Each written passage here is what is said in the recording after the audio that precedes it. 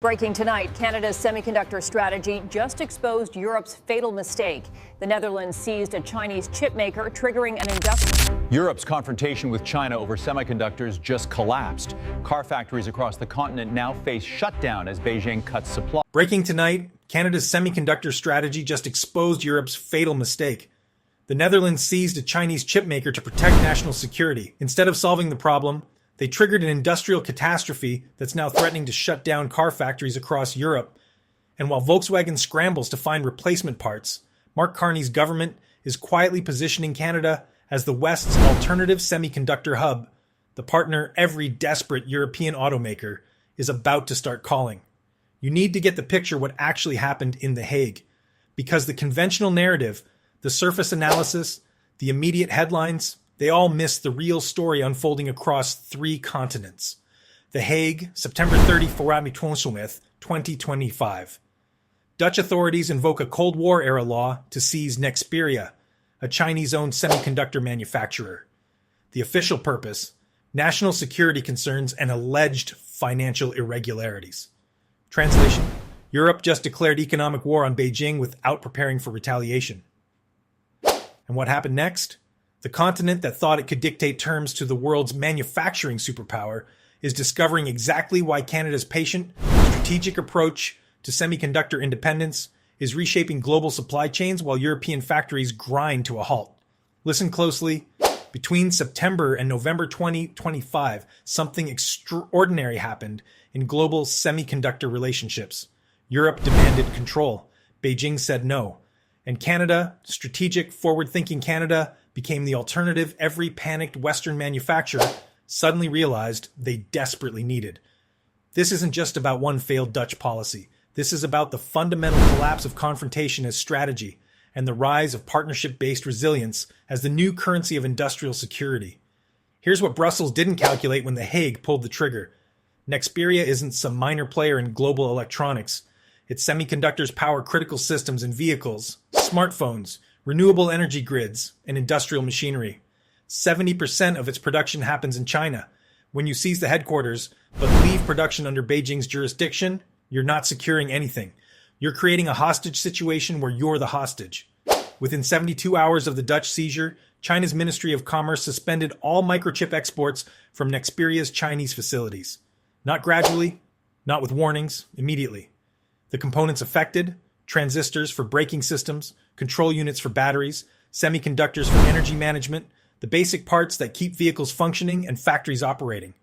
European automotive executives went from confident to panicked in less than a week.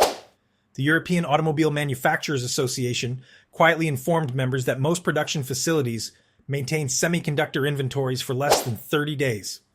Translation: if shipments don't resume within a month, assembly lines stop completely.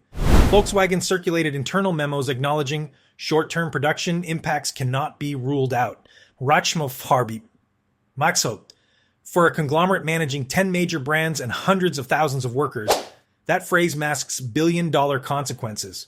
Germany's VDA confirmed members received official notice from Nexperia stating delivery guarantees were no longer possible. Japan's Automobile Association warned Toyota, Nissan, Honda, and Mazda face similar shortages. Britain's automotive trade body called it a critical blow to an already weakened industry. And here's where Canada's strategy becomes visible. While Europe was seizing Chinese assets and triggering retaliation, Mark Carney's government was building something different. Not confrontation, not dependency.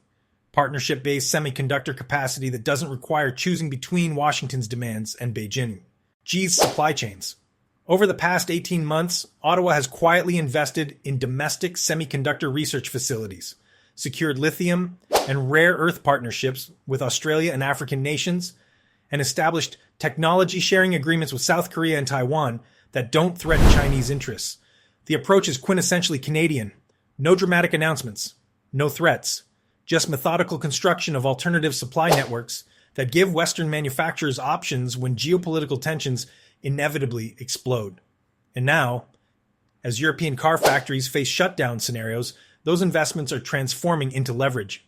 Consider what happened in October when Nexperia's Shanghai division declared independence from Dutch headquarters.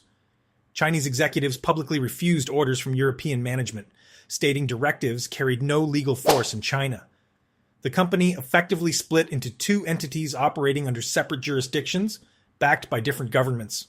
For observers focused solely on the corporate drama, this looked like unprecedented chaos.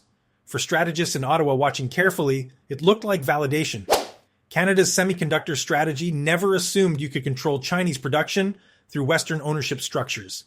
It assumed you needed independent capacity that couldn't be weaponized by any single power. That's why Canadian facilities currently under construction in Ontario and Quebec aren't designed to replace Chinese production entirely.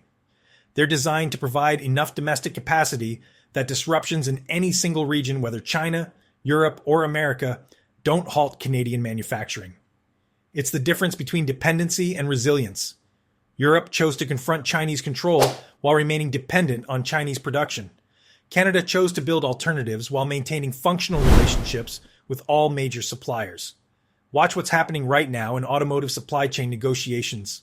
Valeo, one of the world's largest component manufacturers supplying Volkswagen, BMW, and Stellantis, announced it secured replacement semiconductors for most affected systems. The announcement calmed markets temporarily, but here's what the press release didn't emphasize: where those replacements are coming from. Industry sources confirm significant portions of emergency semiconductor orders are being redirected to North American facilities, including Canadian operations that were scheduled to come fully online in early 2026. Translation: European automakers are discovering that Canada's patient investment in domestic capacity is now their lifeline. And Ottawa isn't exploiting the crisis with price gouging or political demands. They're simply offering what Europe desperately needs: reliable supply from a jurisdiction that isn't engaged in economic warfare with any major power. That's the genius of Carney's approach. While Washington demands allies choose sides and Beijing retaliates against confrontation, Canada positions itself as the partner that works with everyone without surrendering sovereignty to anyone. Here's why this matters beyond semiconductors. The Nexperia crisis exposed something Europe has avoided confronting for decades. You cannot maintain industrial sovereignty while depending entirely on external supply chains controlled by powers whose interests conflict with yours. Nearly 90% of rare earth metals imported by the European Union come from China. In September alone, Beijing reduced shipments by 31%. Every ton withheld means fewer electric vehicles produced, fewer wind turbines completed, fewer electronic systems manufactured. Europe built its prosperity on a model that assumed stable, cooperative globalization. Cheap resources from abroad, high-tech design at home, efficient logistics connecting the two. It worked beautifully when geopolitics was calm, but when tensions sharpen, that model becomes a vulnerability. And right now, Europe is learning this lesson in the most expensive way possible. Canada learned it differently. The Trump years taught Ottawa that even your closest ally can become economically hostile overnight. Carney witnessed firsthand how dependency creates leverage that gets exploited during negotiations. That's why his government's industrial strategy prioritizes diversification over efficiency, resilience over cost optimization. It's more expensive in the short term, but when supply chains fracture along geopolitical lines, it's the difference between operating independently and begging for relief. Consider how this plays out over the next 6 months. Europe will eventually resolve the immediate Nexperia crisis. They'll negotiate some compromise with Beijing, possibly reversing the seizure or establishing new management structures. Automotive production will resume, but the damage to European credibility as a reliable partner is permanent. Every manufacturer now understands that Brussels will sacrifice supply chain stability for political objectives without ensuring alternatives exist first. That undermines decades of relationship building. It tells Asian suppliers that European commitments are conditional on geopolitical alignment. And it warns investors that production facilities in Europe face disruption risk independent of economic fundamentals.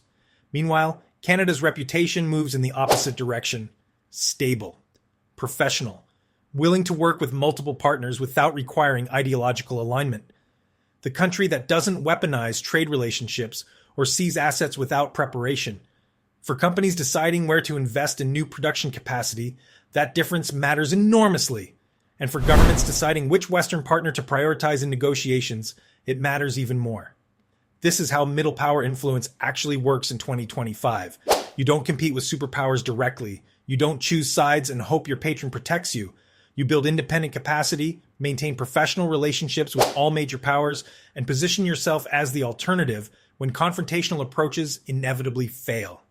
Carney understands this at a level most Western leaders don't. His experience at the Bank of England and Bank of Canada taught him that credibility is built through consistency, not spectacle. His time navigating the Trump administration showed him that even close allies can become adversaries without warning. That's why Canada's approach to semiconductor independence, rare earth sourcing, energy security, and technology partnerships all follow the same pattern. Diversify relationships, build domestic capacity, never become dependent on any single supplier, never weaponize your own supply position. It's not dramatic, it doesn't generate exciting headlines, but it works. And right now, as European factories face potential shutdowns because The Hague seized a Chinese company without securing alternatives first, Canada's boring, methodical approach is looking remarkably prescient. The world is watching Canada differently now, not because Ottawa made bold moves or issued dramatic statements, but because when everyone else chose confrontation or capitulation, Canada chose competence. Subscribe to follow how this strategic positioning transforms into tangible influence. Because what we're witnessing isn't just one crisis, it's the emergence of a new model for how middle powers navigate superpower competition, and Canada is writing the playbook everyone else will eventually study.